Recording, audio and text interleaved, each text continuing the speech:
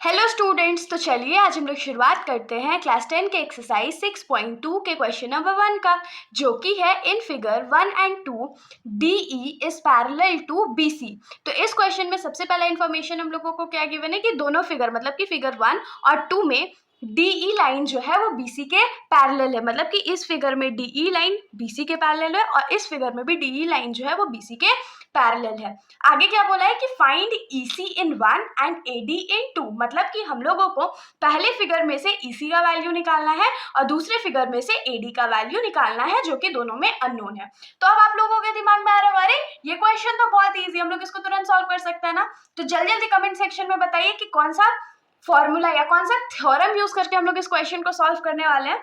तो चलिए सबसे पहले हम लोग फर्स्ट फिगर का क्वेश्चन सॉल्व करते हैं। तो फर्स्ट फिगर में हम लोगों को क्या गिवन है, AD का वैल्यू गिवन है, DB का वैल्यू गिवन है, AE का वैल्यू गिवन है और EC का वैल्यू हम लोगों को फाइंड करना है। तो हम लोग क्या कर सकते हैं, बहुत सिंपली हम लोग थेल्स थ्योरम या BPT जिसको बोलते हैं उसका यूज करेंगे और फिर टैक्सेस को सॉल्व कर लेंगे। तो हम लोग लिखेंगे कि सिंस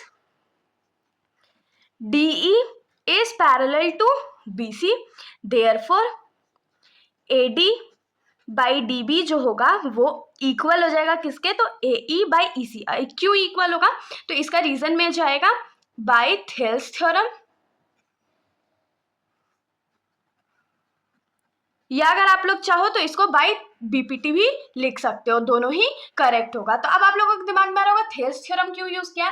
तो हमने अपनी पिछली वीडियो में थेल्स थ्योरम का पूरा प्रूफ देखा था ना। तो जब हम लोग पढ़ रहे थे थेल्स थ्योरम के बारे में, तो उसमें हम लोग ने क्या देखा था कि थेल्स थ्योरम क्या होता है कि अगर किसी भी ट्रायंगल का में हम लोग अगर कोई ऐसा लाइन ड्रॉ कर दे जो कि ट्रायंगल के दो साइड्स को इंटरसेक्ट कर रहा हो और वो थर्ड साइड के पैरेलल हो, तो जो दोनों साइड्स को वो इंटरसेक्ट कर रहा है उसका साइड्स का रेशियो इक्वल होता है। तो यहाँ पर DE जो है वो BC के पैरेलल था और AB और AC को वो इंटरसेक्ट कर रहा था, इसीलिए AB और AC जो डिवाइडेड लाइन है उसका जो रेशियो है वो सेम हो जाएगा। अब जो जो वैल्यूज हम लोगों के पास है वो हम लोग पुट कर लेते हैं। तो जैसे कि AD का जो वैल्यू है वो 1.5 सेंटीमीटर है, बाई DB का वैल्यू 3 सेंटीमीटर है, इज इक्वल्स टू AE का वैल्यू 1 सेंटीमीटर है और EC हम लोगों को पता नहीं है, तो इसको हम लोग ऐसे ही रहने देते हैं।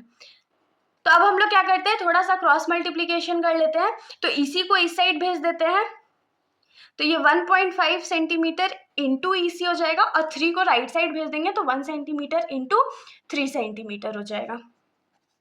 और EC जो है उसको हम लोग अभी लेफ्ट साइड में फ्री कर देते हैं, तो 1.5 सेंटीमीटर जो है वो राइट साइड में आकर के डिवाइड हो जाएगा। तो ये 1.5 सेंटीमीटर हमारा नीचे आ गया। अब अगर हम लोग वैल्यूज कट करें तो देखिए ये सेंटीमीटर और ये सेंटीमीटर कट गया। 1.5 और 1.3 जो है वो 1.5 को जब हम लोग 2 से मल्टीप्लाई करेंगे तो 3 आ जाएगा। तो यहाँ से EC का जो वैल्यू है वो क्या आ जाएगा, 1 centimetre into 2, that is EC is equals to क्या हो जाएगा, 2 सेंटीमीटर। तो ये हमारा फर्स्ट क्वेश्चन के लिए सॉल्यूशन था। अब हम लोग आ जाते हैं इस क्वेश्चन के सेकंड पार्ट पर। तो देखिए हमारा जो फिगर नंबर 2 है इसमें भी हम लोगों को क्या गिवन है कि DE जो है वो BC के पैरेलल है। तो हम लोग क्या लिखेंगे कि सिंस DE जो है वो BC के पैरेलल है, देयरफॉर इनके जो साइड्स का रेशियो है वो भी इक्वल हो जाएगा। तो यहाँ से हम लोग क्या लिख सकते हैं कि AD बाई DB जो है वो AE बाई EC के बराबर हो जाएगा। और इसका रीजन में आप लोग क्या लिख सकते हैं, तो बाई थेल्स थ्योरम।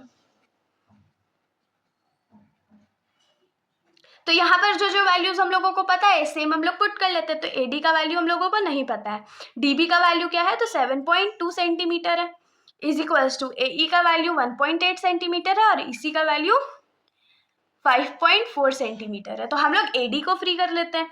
तो AD इज इक्वल्स टू क्या हो जाएगा, ये 7.2 सेंटीमीटर जो लेफ्ट साइड में डिवाइड में है उसको राइट साइड भेजेंगे तो मल्टीप्लाई में चला जाएगा। तो ये 7.2 सेंटीमीटर डिवाइडेड बाय 5.4 सेंटीमीटर हो जाएगा। तो देखिए ये पॉइंट वाला क्वेश्चन है, हम लोग ऐसे तो इसको डायरेक्टली सॉल्व कर सकते हैं, लेकिन इतना मेहनत क्यों करना है, बहुत दिमाग खराब होगा उसमें। तो हम लोग डायरेक्ट क्या करते हैं, 1.8 को क्या लिख सकते हैं, 18/10 centimetre into 72/10 centimetre whole divided by 5.4 को क्या लिख सकते हैं, 54/10 सेंटीमीटर। अब क्या करेंगे, इसको रेसिप्रोकल करेंगे तो जब ये सॉल्व होगा तो ये क्या हो जाएगा, 18 इंटू 72 और एक 10 ऊपर चला जाएगा, ये वाला जो 10 है वो ऊपर चला गया, और बाकी जो 10 इंटू 10 इंटू 54 जो है वो नीचे रहेगा, और ये सेंटीमीटर और ये सेंटीमीटर कट गया, तो 1 सेंटीमीटर यहाँ पर हम लोगों के पास एडी के लिए बचेगा। तो अब हम लोग इसको कट कर लेते हैं, जैसे ये 10 और ये 10 कट गया। फिर हम लोग कट कर सकते हैं 9 के टेबल में, 18 2 टाइम्स में आता है, 9 के टेबल में 54 6 टाइम्स में आता है, फिर 2 के टेबल में ये 3 टाइम्स में कटेगा, फिर 3 के टेबल में 72, 3 2 ज़ा 6 और 3 4 ज़ा 12। तो ये एडी का जो वैल्यू है वो कितना आ जाएगा, तो ऊपर में 24 बाकी है हम लोग के पास और नीचे डिवाइड में 10 सेंटीमीटर। तो जब इसको पॉइंट में हम लोग कन्वर्ट करेंगे तो ये क्या हो जाएगा 2.4 सेंटीमीटर। तो यही तो हम लोगों को फाइंड करना था कि एडी का वैल्यू फाइंड करके बताओ। तो एडी का जो वैल्यू है वो कितना हो गया 2.4 सेंटीमीटर। तो इसके साथ हमारा ये जो सॉल्यूशन है यहीं पर खत्म हो जाता है। अगर आप लोगों को कोई भी डाउट हो तो आप लोग कमेंट सेक्शन में पूछ सकते हो, वरना अगर आप लोगों को वीडियो अच्छी लगी तो वीडियो को लाइक कर दीजिएगा और मेरे चैनल को बिना सब्सक्राइब किए कहीं मत जाइएगा। Thank you.